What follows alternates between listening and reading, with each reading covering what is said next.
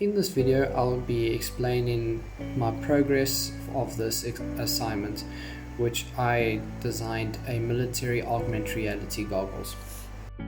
Looking at the research, the military sector has always been at the forefront of using emerging technology advancements for the purpose of training and combat enhancements. One of those enhancements is augmented reality, which is used commonly for jet fighter pilots.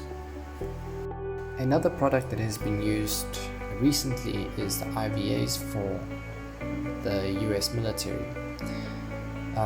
One of the IVAs is known as the HoloLens, which essentially is a jet fighter pilot's augmented reality system, but for soldiers, which projects onto a screen where they can see non-existent things such as bullet count and location and such like. When looking into the civilian life and their designs, there are a few products such as the EVS paintball mask who started off with using augmented reality, putting a map at the bottom of their left eye to help with location, mapping and bullet count.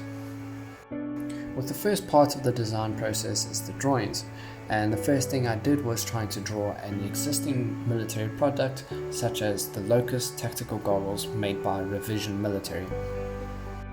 Once I got an understanding of the design style of the military, such as the Locust tactical goggles, I used the basic structure of it and then just designed on top of it, looking for new and explored many different designs, which I finally came up with one that I really like. For the CADing, I even put the goggles and the helmet together as they are one in their own, as military soldiers when they go into the field have to use a helmet.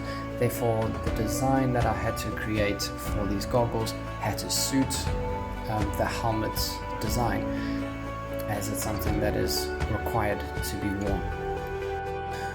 When coming up with the internals with the CADing, I had to use internals that were available, and one of the only places that had such technology was the drone piloting industry here in the civilian life, and I used majority of their components into my goggle design.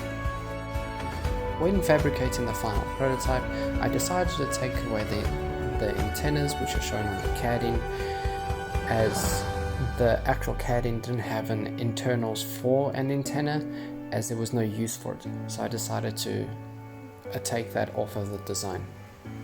I have a separate YouTube video which gives the experience of exactly what it would be like if when wearing my goggle design.